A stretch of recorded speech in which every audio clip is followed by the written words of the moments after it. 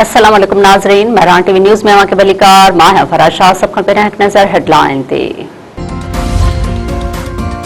Iran जे ॾखण ऐं विच वारनि इलाइक़नि मथां अमेरिका जा फ़िज़ाई हमला। ईरान मीडिया मूजिबि अमेरिका पारां जासिक ऐं बंदर अब्बास वेझो मुख़्तलिफ़ हंधनि खे निशानो बणायो वियो। हमलनि में बंदर अब्बास ऐं रोदान शहरा ते 2 पुलियूं सख़्त मुतासिर थियूं। हुर्मुज़गान में 2 पुलियुनि ऐं हिकु सुरंग खे निशानो बणायो वियो।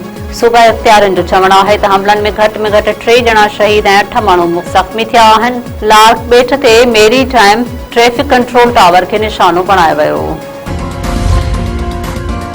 ईरान पारां कुवैत, उर्दन ऐं बहरीन में अमेरिका जे फ़ौजी ठिकाणनि मथां जवाबी हमलनि जी दावा। कुवैत जी कैंप उज़ेरी अल सालम एयरबेस ऐं अरीफ जान सपोर्ट सेंटर मथां हमलो। ईरानी फ़ौज जो चवणु आहे त उर्दन में एयरबेस खे निशानो बणायो वियो। बहरीन जे शेख ईसा एयरबेस खे बि ड्रोन हमलनि सां निशानो बणायो वियो।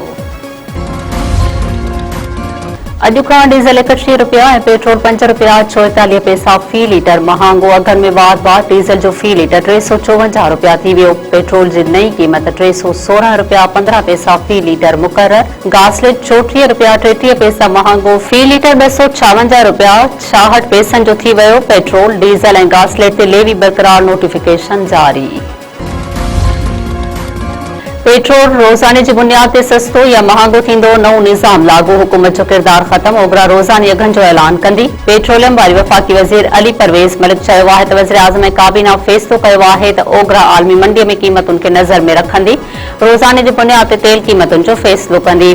क़ीमतुनि में जेतिरी लाथ ऐं चार थींदो उहो अवाम खे मुंतक़िल कयो वेंदो। इतलात वारे वज़ीर सां गॾु प्रेस कॉन्फ्रेंस कंदे अली परवेज़ मलिक चयो आहे त आलमी मंडीअ में तेल जूं क़ीमतूं ॿीहर वधणु शुरू थी वयूं आहिनि। टारगेटेड सब्सिडीअ जो प्रोग्राम जारी आहे, पर उन बावजूदि अवाम परेशान आहे। तेल ऐं गैस जी दरियाफ़्त खे वधाइण लाइ बि क़दम खयां पिया वञनि।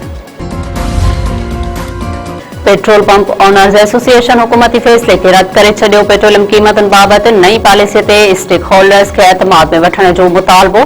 पंप ओनर्स एसोसिएशन जे चेयरमैन नौमान भट्ट चयो आहे त नई हुकूमती पॉलिसी पूरे निज़ाम खे मुतासिर कंदी।